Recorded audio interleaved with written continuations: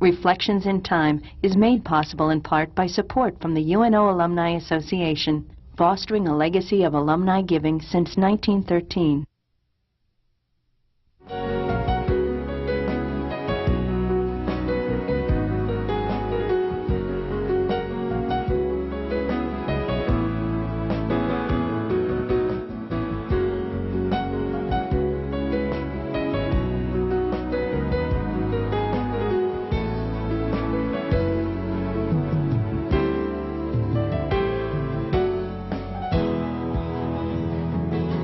The interview series, Reflections in Time, was begun by the late Professor Paul Borghi more than 20 years ago. This new series continues Paul's work and is dedicated to his memory.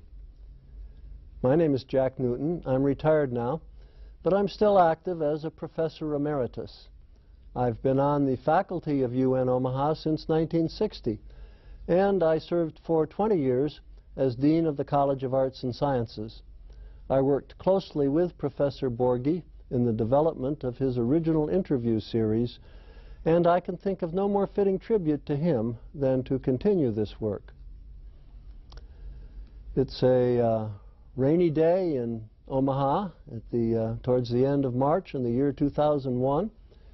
We have here in the studio as our guest today Professor Don Dendinger, who is with the Goodrich program, Goodrich Scholarship Program here on the campus. Welcome, Don. It's good to have you as a guest. Thank you. It's nice to be here.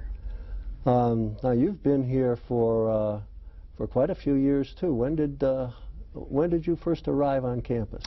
I arrived on campus July 1, 1977. Oh, you have it down to the exact day. I just reviewed that a little bit, so right. I know it was a 12-month appointment, and so it started July 1 rather than the 15th of August that the regular right. academic appointments have. Well, it's the Goodrich program is something we'll want to talk about as we go on here. It's a unique program and something that that the university is very proud of, and I'm sure you're proud of it too, being associated with it all these years. But let's talk a little bit about you first. Could we talk about your background? Where are you from? Are you from Omaha or from Nebraska? From Nebraska, but not from Omaha, although I've been here a long time. My family came to Cedar County in the late 1800s, so we're firmly rooted in the state of Nebraska. So I still have family there. Where's Cedar County? Cedar County is right in the corner of northeast Nebraska, just south of Yankton, South Dakota, just west of Sioux City, Iowa. So it's right on the banks of the Missouri there where early settlers came in about 1860, 1870. So did you go to school there? I went to public rural schools for the first 6 years, and then on to the Catholic school in a nearby town, Randolph, Nebraska, and then on to college at Creighton University. I graduated from Creighton University in 1959. So that brings you to Omaha when you go to Creighton, because that's where it's located. Right? That's right. Into the city we went, but I had several relatives that had preceded. In fact, my daughter just graduated from Creighton last May, and I reminded them that the Dendingers had been there since 1924, almost continuously. So was that a big change from a rural atmosphere to the big city? Or? It is big for whenever you, it's quite a culture shock, because these towns are even smaller now than they were then, but you're talking about 600 or 700 people, 1,000 people. You know, one small elementary and high school. So yes, those are small rural communities, but you know, there's been a steady flow of people from the rural area, which continues, and now, as a matter of fact, there aren't very many people left in those small towns.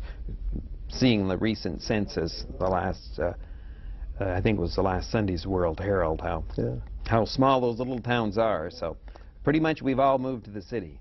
What led you to pick Creighton? Well, as I suggested, my relatives on both sides had been to Creighton. I had an uncle that graduated from medical school. I had another uncle who had gone to Creighton University. So it was kind of that Jesuit Catholic education that we're pulling the immigrants in from early years. And so this was in the 50s, and the people of my generation continued that pretty much within our family. And what did you major in when you were there? I majored in philosophy and psychology, and which was a good foundation for almost anything. I went then to theology in Denver. So I had 4 years of theology after that, was ordained in 1963, which led into 12 years of serving the Archdiocese of Omaha in various cities and capacities until 1975. Interesting. Now, I think I mentioned a little earlier, I interviewed a member of the Foreign Languages Department this morning who said that she talked to you, and you mentioned that you'd been to her home country in Paraguay. That is true, and you know, it wouldn't be hard to pick out a half a dozen real highlights in my life, one of which was the tour of duty in Cochabamba, Bolivia, Talcahuano, Chile, and then visiting various other countries, including Uruguay and Paraguay, where she was from. I was down there from about 1968 to 70, but that cultural experience was even greater than the move from Cedar County to Douglas County. I was going to mention that too. Language included. But it was a wonderful experience, and prepared me very well for what followed, which was a 2-year stint at the University of Maryland getting a master's in social work. And now, what led to that? Well, this was an interest. I was working in pretty much community development and the development of peoples, especially in Latin America. And so an interest in working with people really led to the interest in getting a master's degree in social work, which led me back then to Omaha again. I keep landing in Omaha. But in 1971, after I got the master's in social work, I worked then for 4 years as a social worker at Catholic Charities, 2 of which was as director and 2 as a regular caseworker. So back to the old sod here in Nebraska from 1971 to 75. And then you went on, and you didn't stop with a master's degree in social work. You went on and got a doctorate. Yeah, I really became very interested in social work, and then higher level administration and education. And so went to the University of Denver from 1975 to 77 to get my doctorate in social work. And at that time, and to a certain extent now, the doctorate in social work really prepares you mostly for teaching. And most higher education institutions require the doctorate as well. So, as was my interest in the past, back to Omaha I came. There was a job open as practicum coordinator and assistant professor in the School of Social Work. So I was fortunate to get to that job, which began, as we said earlier, July 1, 1977. And until this moment, that's what it's been. So at some point along that time, you decided that that what you really were interested in is going into a university environment as a teacher. Yes, the doctoral program was just very well suited to prepare for teacher, and then I had great experience in Latin America, and also had 4 years experience in a social service agency. So the practice experience plus the doctorate was very well suited to that combination. That combination. Real world experience plus the academic. Right, and that's really what you need in social work. You need the practice experience. In fact, you can't teach practice courses in the Graduate School of Social Work unless you've had a couple of years of practice experience, which I had, and then I had a sound doctoral level education in social work from the University of Denver. So that pretty well positioned me for the rest of my life, what I think will be the rest of my professional life, at least.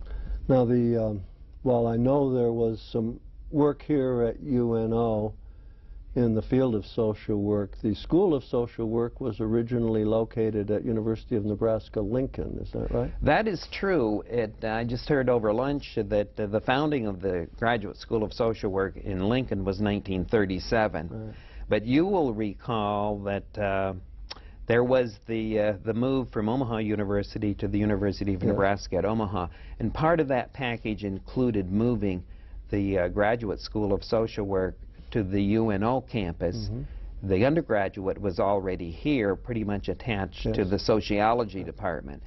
But the undergraduate social work program began, I'm thinking, in you know, 68, 70, somewhere along there. Lucy Zielinski really. Lucy Zielinski was the director, and then rather than being attached to the sociology department, they founded the School of Social Work, which included the graduate program, which had just moved from Lincoln, and the undergraduate program, which was already here. We established a new college to begin with, Public Affairs and Community Service, and then the School of Social Work became a part of that. And because it was more of an urban area, more practicum sites were available in the urban areas. So that has worked out very well, I think, to have the... Now, had that school been moved to Omaha very long when you joined it, or was that something relatively It new? had been here probably 5 or 6 years. Okay, so it was established pretty well. It was on both campuses for a while, but by the time I got here in '77, it was pretty well established, graduate and undergraduate here. So, but it was rather recent. It was only a few years existing. Do you remember much about those days? Was that a smooth transition from what you can recall talking with people? Or? Not exactly. It wasn't smooth in that there were, all the faculty were had residences in Lincoln. Yes. And only the faculty that had been hired by Lucy Zielinski and had been part of the sociology department here were living in Omaha. So the graduate program was entirely a Lincoln program, and then any new hires were likely to live in Omaha, as I did. But we still have today some of those faculty members who never moved to Omaha and still commute from Lincoln. And so there is, and then eventually the courses, the graduate courses in Lincoln were no longer offered, and all the courses then were offered in Omaha. And then, of course, they've done the same thing on the undergraduate level now, too. That all the social work courses are now offered on the Omaha campus, whereas there was a time they were pretty much all offered on both campuses, but resources and personnel didn't allow for that to continue on both campuses. So it's no longer in Lincoln.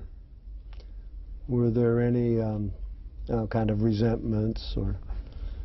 Yes, in fact, you know, you could even find some resentment today that the social work program isn't offered in Lincoln. Criminal justice, for example, is a very large program and is offered pretty much on both campuses. But if somebody comes from from greater Nebraska and wants to major in social work, they would have to commute from Lincoln if they were at UNL. So there is some resentment in that sense, but the numbers aren't great. And if they really want social work, they'll either move into the new dorms here, or move to Omaha, or commute. Some still commute, but that's less and less. Yeah.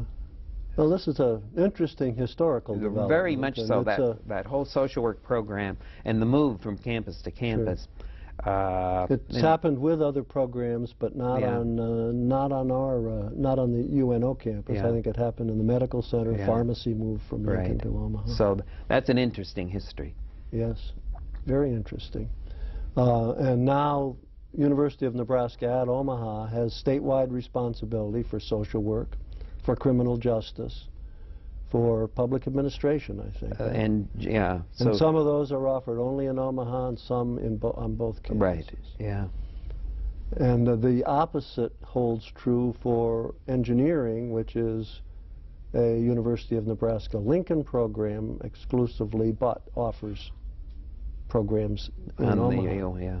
Yeah. So it's an interesting kind of mix for the University of Nebraska, where they'll offer the courses, and now with the distance education, there's another whole thrust there of getting them piped out to Kearney and various places. Well, you started here then in the School of Social Work back in 1977, teaching social work courses. What courses were you teaching back then? When I began that first semester, I was for the first couple of years, I was the practicum coordinator, which indeed is a regular course. You have the responsibility for assigning all those graduate and undergraduate students. Practicum, for the benefit of the people who aren't affiliated with the academic community, you don't know what that means, is a supervised internship in the various agencies. They commonly would spend 1,000 hours in an agency doing social work under the supervision of a master's level social worker. Half a year of full-time work. Yeah, they would either do it every day, all day long for a semester, or 2 days a week for a 9-month stretch of 2 semesters. So that's a huge task, and they're spread out all over the state, and indeed in Iowa and South Dakota and various places too. So that was just short of a full-time job in and of itself. I did teach macro social work practice that first semester, and the second semester I think too, but shortly after that, I think it was in 1978, I took a course which was entitled Supervision in Social Work, and that kind of ties in with the practicum coordinator position, because what you're doing is supervising all the supervisors of students, and that might be as many as 100 at any one time. So it was kind of by design that if you're the practicum coordinator, you would teach the supervision course. And I have an interesting history there in that I began to teach that in '78, and it's a required course for all graduate social work students, and I'm the only one that ever teaches it. So I've had every student who graduated from UNO Graduate School of Social Work in my class by design or by default since 1978. So over lunch we had the annual National Association of Social Workers meeting over at the Alumni House, and it would be difficult for anybody to have graduated from here without having the 45 hours of the 3-hour credit course from me, which is a great experience for me to know pretty much all the social workers in the state and in the region. But that was back to your question of teaching. That was, I assumed responsibility for teaching that course, and I have never taught full-time. I've either been the practicum coordinator or the undergraduate director of the social work program, or then later the Goodrich scholarship program. So you worked full-time, but I worked full-time, but it wasn't. But you had other responsibilities that kept you out of the classroom part of the time. The 12-hour expected load was pretty much either 3 or 6 hours in the classroom, and the rest was administration, either practicum coordinator or later the director of the Goodrich scholarship program. So how fully I could handle a teaching load, that will never be tested. We've talked a little bit about the history of the social work program as you entered into it. What was it like back then? I mean, how many, we talked about what it was like in the sense that it just moved from Lincoln 5 years before, but how many faculty members were there, and was the curriculum much different then than it is now? The curriculum remains fairly constant in social work education. It's mandated by the Council on Social Work Education. To begin with, the undergraduate curriculum or the first year of the graduate curriculum, if you don't have an accredited undergraduate degree, will be human behavior in the social environment, social policy, research, and several practice courses, generalist practice courses, micro and macro practice courses, and 500 hours of a practicum. We talked earlier about 1,000 hours. 500 would be the first year, and then another 500 the second year. But that has been pretty consistent for many, many generations in social work education. And of course, that remains that today. Now, what has changed somewhat is with changing times, you have electives that come in and are in vogue for a generation or so, and then they come and go. The latest one that has been really very, very popular on this campus is spirituality in social work. There's an interesting little sidelight here. When I came in 77, 78, there was a professor who wanted to offer a course in spirituality and religion in social work, and it was actually vetoed by the religion department because they thought it was not within the domain of social workers to teach religion and social and spirituality and that content. Interestingly, now over the last 5 or 6 years, that a similar course not only has been approved, it's sweeping the country in graduate schools of social work. That's a very popular course, and there's a Center for Spirituality in Social Work, and of all places it is housed at the UNO School of Social Work. And there is a newsletter and an annual conference, and it has just developed in leaps and bounds. But that's an example of something that's here now what wasn't there. You know, there are courses. Who teaches that course here now? Robin Russell. Robin Russell designed and developed that, and she's the National Director of Spirituality and Social Work. And she has a fair amount of grant money to subsidize that operation. She always has a graduate assistant and then puts out the newsletter. So it has brought a fair amount of prominence to the UNO School of Social Work, because that's a national conference, and it draws, it's a great conference every summer.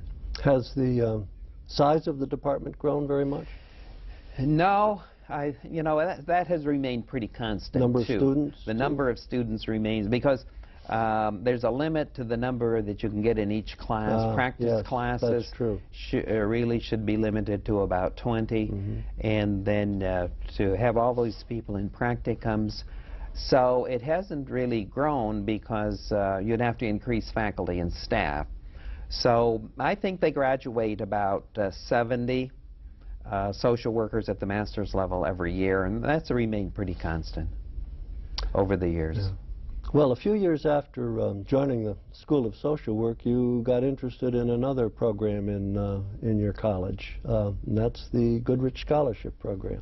Yes. And how did that happen? That's well, how it happened was I was simply reassigned from full-time work in social work to be the director of the Goodrich Scholarship Program. And I often think it wasn't the most democratic kind of processes. The dean at the time was John Kerrigan, and he was searching for a new director for the Goodrich Scholarship Program. And I was tapped and was eager to do it because I've always had an interest in management and leadership of that kind.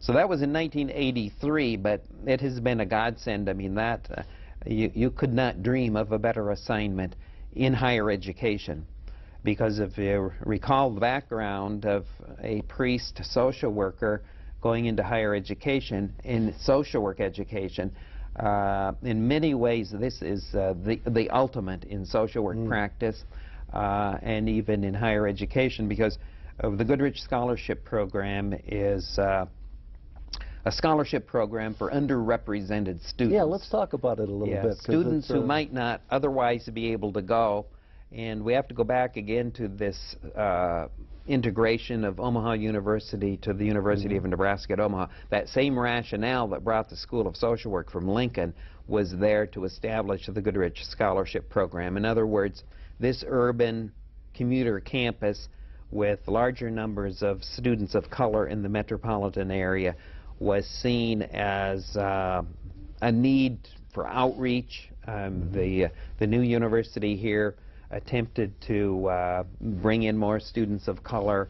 more underrepresented students who might not otherwise be able to go to college at all. And its name comes from a state legislator. That's right. There was a design by the new dean of that new college of Public Affairs and Community Service and the state senator Glenn Goodrich, who authored the enabling legislation to get money for this scholarship program.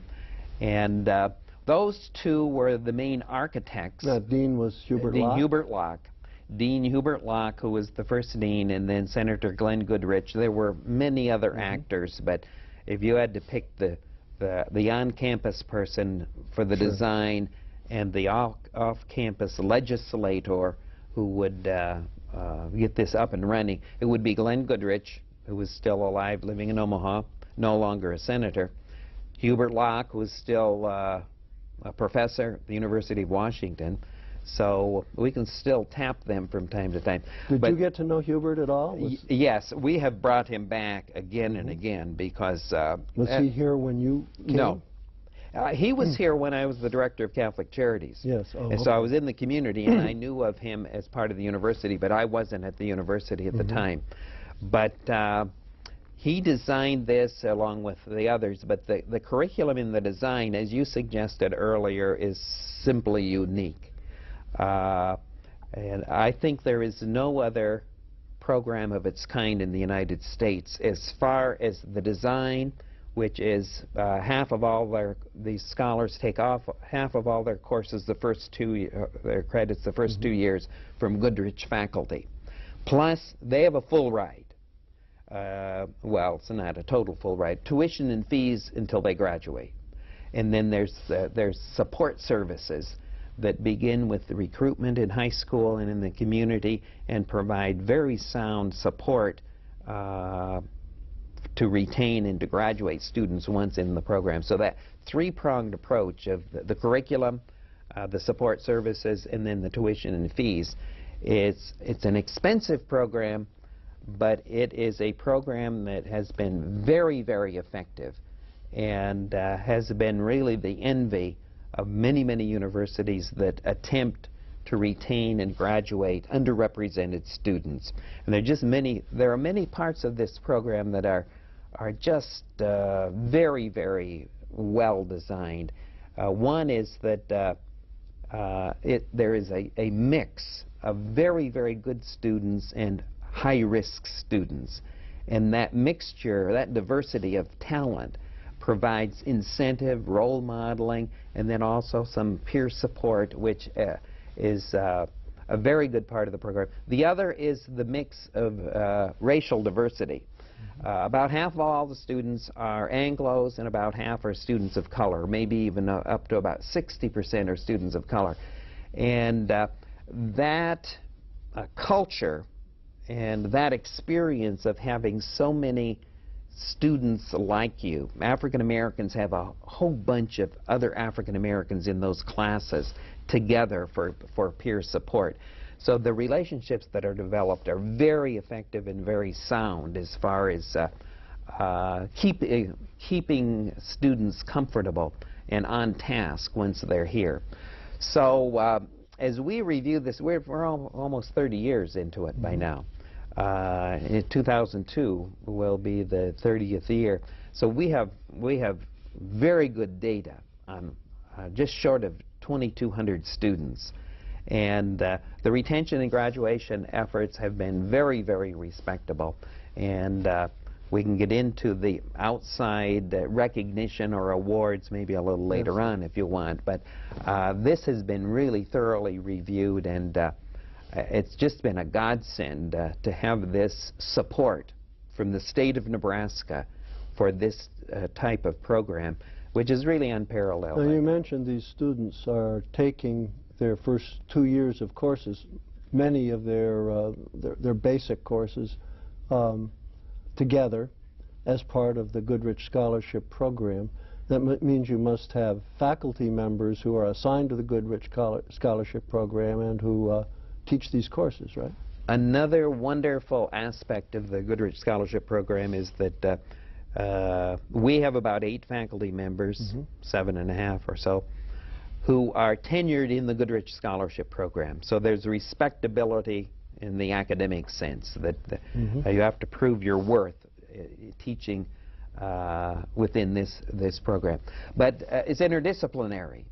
So largely we have English and philosophy and education and social work, the various psychology, the various disciplines represented at any one time. Now the design of the program is that each faculty member would teach 6 hours in the Goodrich Scholarship Program to our scholars, but always a course in their home discipline. 6 hours usually means two courses. Yes. And they'd always have one course in their home discipline, whether it's English, philosophy, social work, counseling, psychology. And this has linked us to English, philosophy, the College of Education, the School of Social Work, the psychology department, wherever the discipline. See, these faculty members then would go to faculty meetings in their home discipline. And you know, you could get isolated with a scholarship program off, and that people might say, well, they're high-risk students, or they're minority students, or they're students who are off kind of by themselves. But see, this really brings the scholars into contact with the entire university, because we do relate, faculty members currently are from the College of Education, Arts and Sciences, Public Affairs and Community Service, namely social work. We have never had a fine arts, College of Fine Arts appointment, but generally, you know, we've been through the other colleges pretty well. But yet another aspect of this linking and the relationship across campus, which is important, because the students themselves will major in whatever they wish. There's no reason, they don't have to major in public affairs and community service disciplines. So this program, while it has a faculty, is really a foundation program. It's not one in which students develop a major or anything of that sort. You're there to support them and teach them during the first couple of years, and perhaps to support them after that.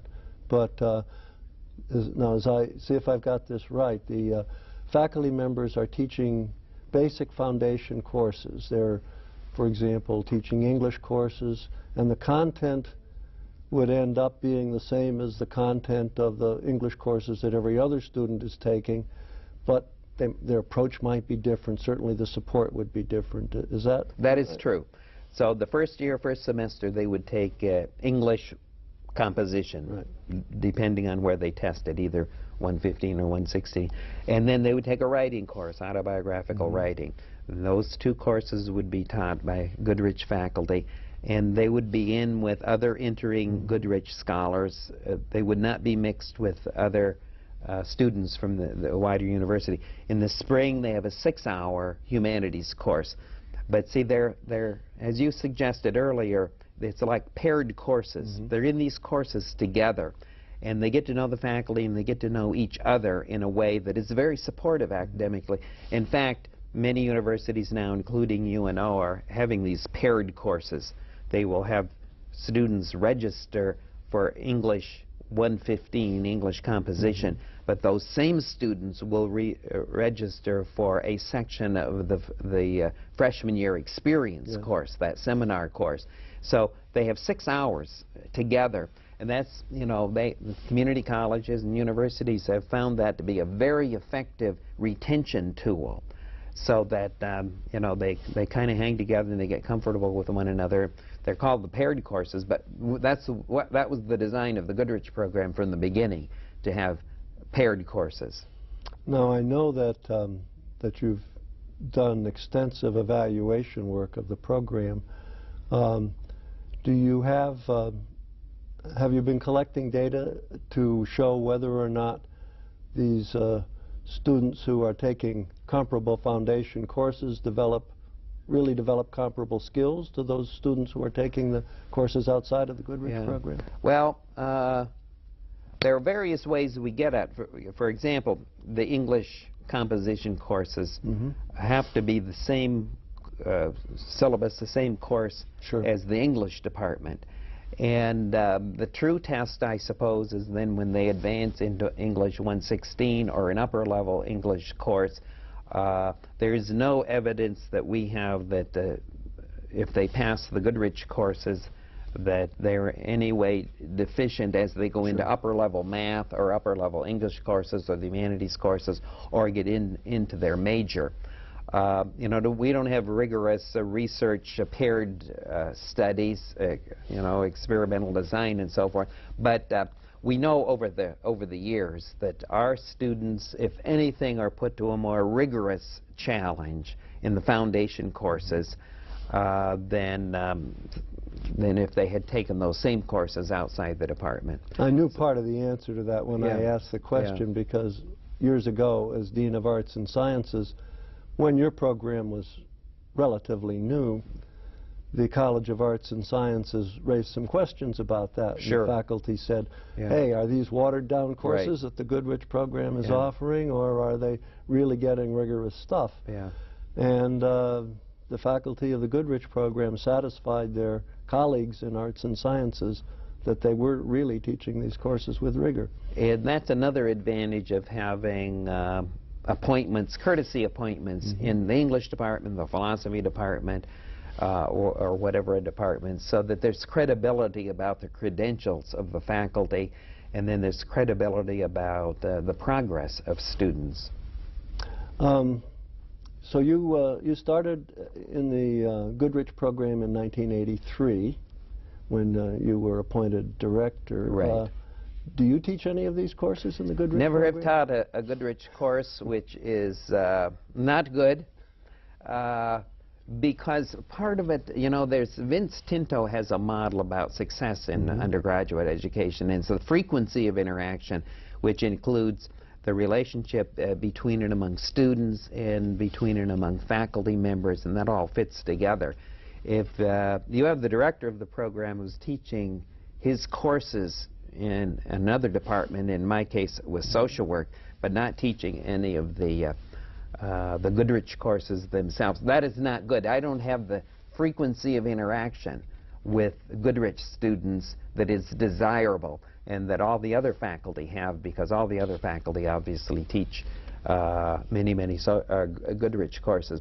It was just a flaw. We've survived it for 18 years, but it will not happen as soon as this fall when Jerry Cederblum is taking over as the chair.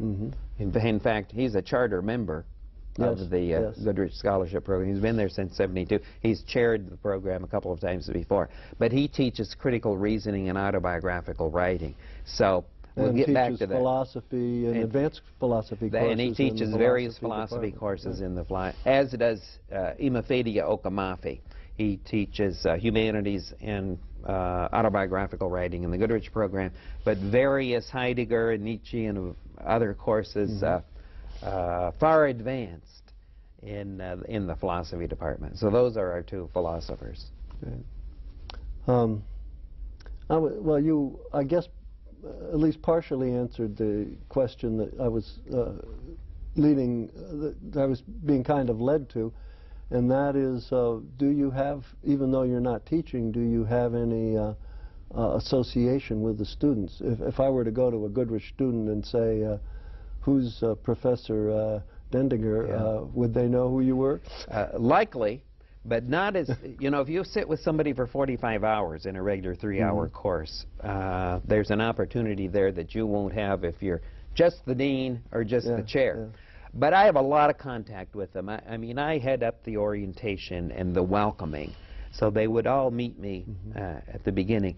All the Goodrich faculty and staff, including the chair, interview about 200 applicants each year. So they may get to know me as an interviewer, or certainly at the orientation and welcoming them. But we monitor the attendance and the progress of all our students very carefully. And anybody who begins to miss an inordinate amount of courses, they get a letter saying that your scholarship is under review.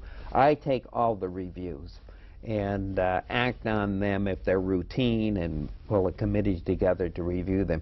So whenever there are special circumstances, they will see me. So they may be good or bad, but it's like being sent to the principal's office. Right. That is it. And then we have what we call a human resource loan fund, no interest, short term. And I administer all the loans, so that somebody's car needs a transmission or something.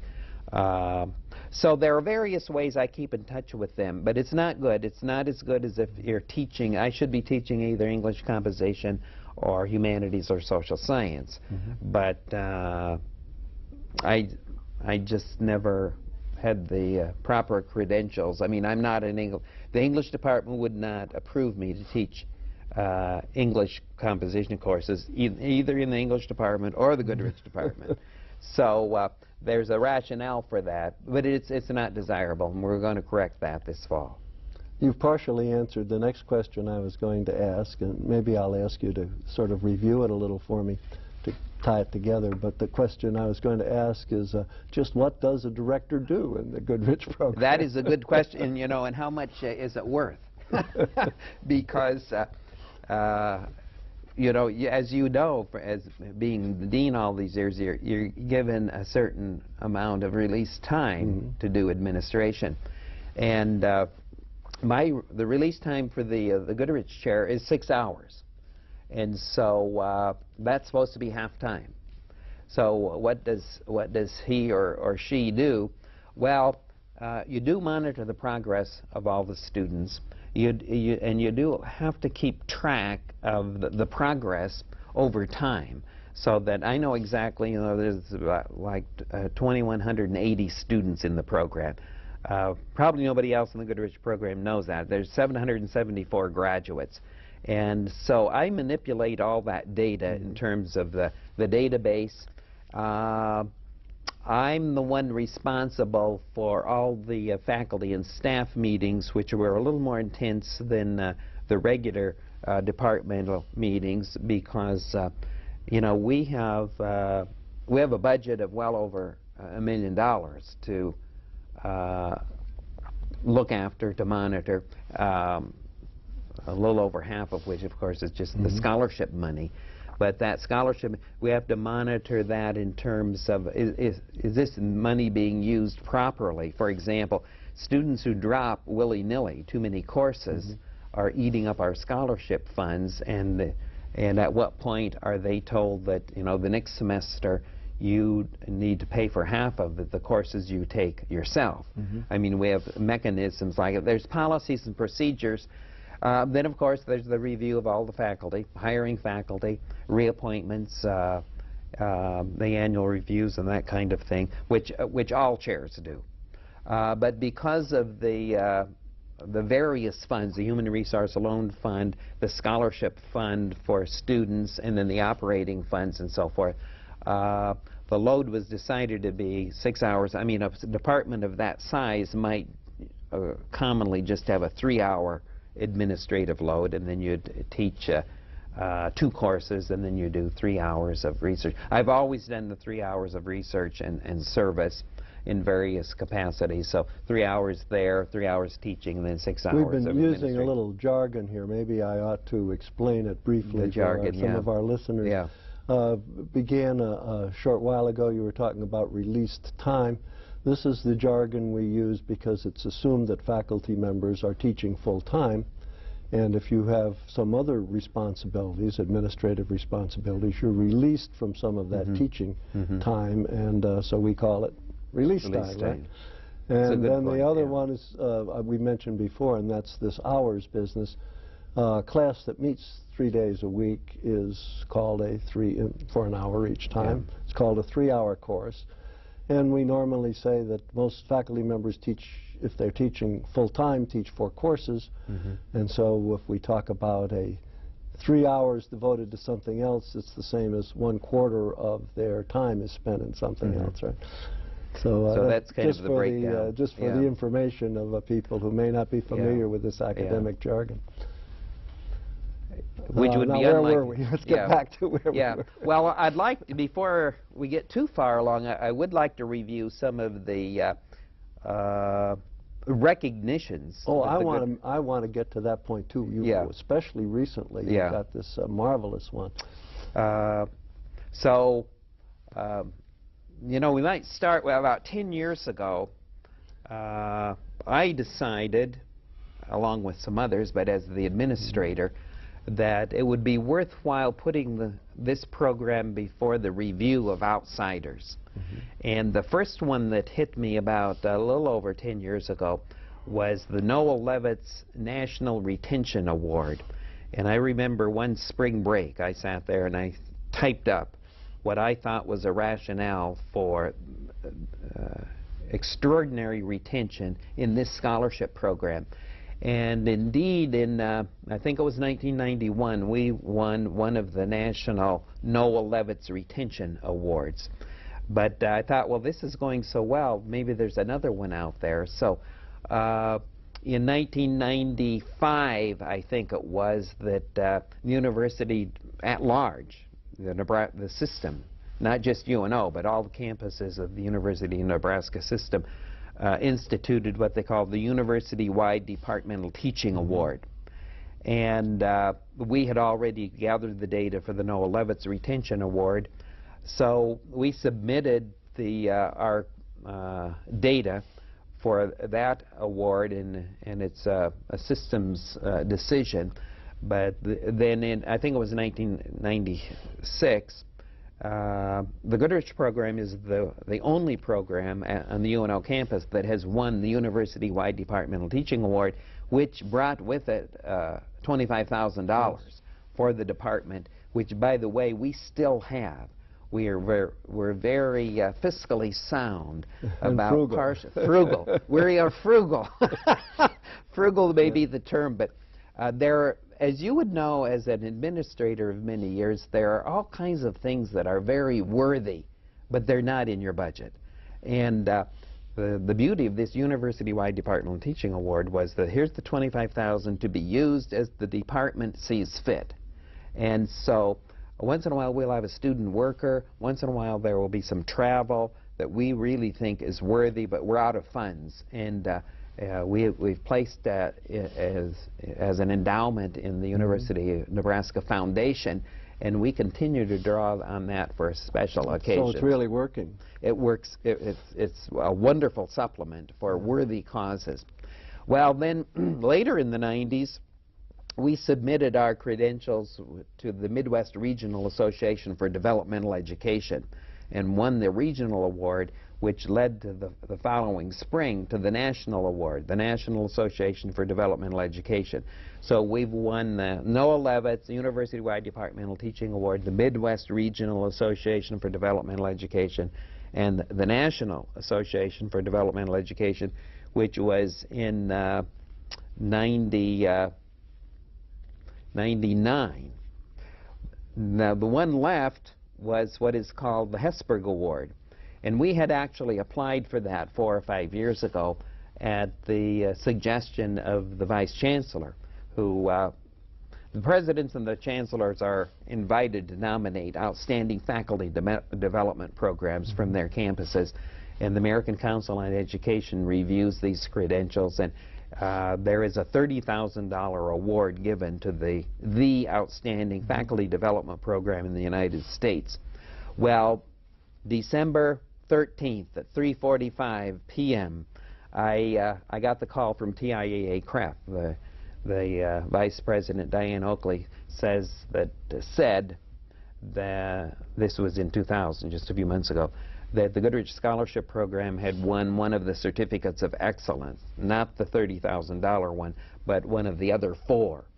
And so this has been kind of the highlight of my academic career in the last few months of my administration of the Goodrich Scholarship Program, since I'm going half-time this fall and will no longer do anything in Goodrich but just teach. This was just a wonderful cap on an academic career after, this is my 24th year here. It was just a godsend. I mean, you could not have asked for greater recognition. And so on President's Day, February 19th, most of the Goodrich faculty went to the American Council on Education, Washington, D.C., the nation's capital, and we had the good fortune to have the president of the University of Nebraska there and the provost. So Lee Jones and Dennis Smith were there. And it was just a grand celebration of the Goodrich Scholarship Program. And now I don't know what's next. I mean, I don't know what further award there is. But so in that sense, I'm leaving the cupboard bare for Jerry Cedarblum, but that'll be his problem. Well, this award is awarded by the American Council on Education? It's awarded at the annual conference of the American Council on Education, which is essentially the presidents and the chancellors and a few deans that meet. So it's a very high-level higher education meeting. Where do the funds come from? Now, the award itself is sponsored and funded by TIAA CREF, Teachers Insurance and Annuity Association. Yeah, the Higher Education Retirement Fund. Yes. So they have billions and billions of your money and mine. Not all so of it. Not so much anymore with the stock market decline. But, yeah, but anyway, they, you know, it's named after Father Hesburgh, obviously, who's the former president of and the reason he was the president of the University of Notre Dame, but he was also on the board of directors of TIAA CREF for many years. Sure. And so when they developed this Faculty Development Award, they used his name, so thus it is the Hesburgh Award. But it was a very nice award for the whole University of Nebraska, because there you would stand before the whole nation, and the University of Nebraska at Omaha was singled out. I mean, this huge crowd, and the president and the provost and the faculty and I were pleased to no end. So you're one of a very small group, one big winner and four... Yeah, there are five designated as winners, and there was one absolute winner, but then the next four got certificates of excellence. But it was just wonderful. Yeah, it was that must have been. Just wonderful. And and all of those awards together show that something I good's think happened. it's a measure, because once you take that model to the outside, it is very, very well reviewed in terms of retention, graduation, and especially outreach to students of color. It has just been very, very effective. And I'm just so proud, really, to be a Nebraskan, because this is entirely the state of Nebraska. I mean, this is not a TRIO program. This is not a program, the Ford Foundation. This is entirely the citizens of Nebraska through the legislature and through the regents and administrators. Established it many years they ago, established and it, and they have supported it continuously. And, you know, I don't know the numbers for regents scholarships or the numbers for athletic scholarships, but when you have, see, we have 300 students on scholarship at any one time. Full scholarship as far as tuition and fees.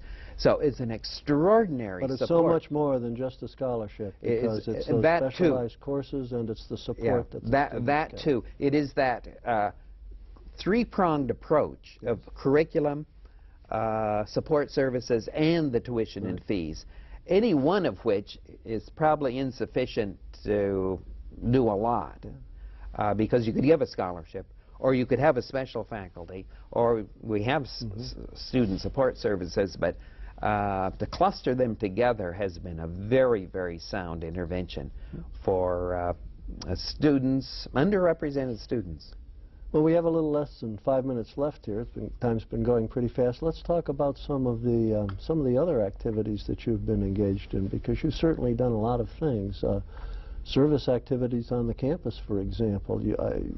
You've been willing to give your time to a number of some rather demanding things. I noticed one of the things you did was to spend 3 years of your life on the faculty grievance committee on the campus. What's the grievance committee? Well, the grievance committee is a forum where faculty can bring a case where they think something has not gone their way, or they've been unfairly judged, or undue the process has not been followed in a reappointment or something like that. And this isn't a well-known committee in the sense that these processes, or not the processes so much, but these meetings, of course, are all confidential. Sure. So who would know whether you're meeting all the time or never at all? And I was... So if you don't get any complaints, you don't have any work to do. Right. But I don't imagine that was true when you were on the committee. It didn't happen to be... It was true when I was solicited to become a member. They said, we haven't had a case in years, but we need to have a committee. So wouldn't you offer your services? As soon as I got on, for whatever reason, we had a number of cases each year, maybe 2 or 3 running simultaneously. And it's just a service that you have to provide. These were people who may have been... faculty members. May not have been promoted when they thought they should have been, may not have received or they may have been terminated. Yes. Or they may have felt they weren't judged. Weren't given enough, a big enough pay raise. Or workload, any of those issues like that. So a committee of about 6 or 8 will hear the evidence, and sometimes there's an official hearing, and it's recorded. And now besides things on campus, you've been doing things off campus as well. I noticed most recently you've been involved with United Way. True. Now, you know, my home base is social work. My tenure is in social work, and so there's a natural link to the United Way. Of course, collects all the money to distribute to the agencies every fall. And so social work is the natural department on campus to serve on various committees. I happen to be on a performance review and outcomes committee for the United Way. In fact, just a few days ago we met at Family Housing Advisory Services. Next week we go to Family Service. So that's a very active committee that reviews agencies and the outcomes of agencies. A couple of other favorites of mine. I've been the president of the Nebraska chapter of the National Association for Social Workers. I should mention that back only 5 years ago, that Nebraska chapter named you as the Social Worker of the Year. Yes, and that was a nice commendation that I cherish. They have a nice little plaque they give. So that indeed. But I've done a lot of work with the Nebraska chapter over the years, including being an officer. And there's another commission. It's called the Social Ministry Commission of the Archdiocese of Omaha, which is the advocacy and education arm. And I'm a charter member of that commission. And we meet on a regular basis to monitor legislation. The other big... I'm getting a signal here that it's about time for us to wind up, even less than that. Yeah. The other one is the Nebraska Human Services Association, which meets on a regular basis. So, well, Don, I really enjoyed talking with you this afternoon. I'm so pleased that you could take time from your busy day to join us. Thank you very much. And thank you. And to our audience, thank you for joining us today in a visit with Dr. Don Dendinger, President and Chair of the Goodrich, Professor and Chair of the Goodrich Scholarship Program. We've been taking a look at some of the history of UN Omaha as seen through the eyes of the history makers. This is Jack Newton inviting you to join us again in the series we call Reflections in Time.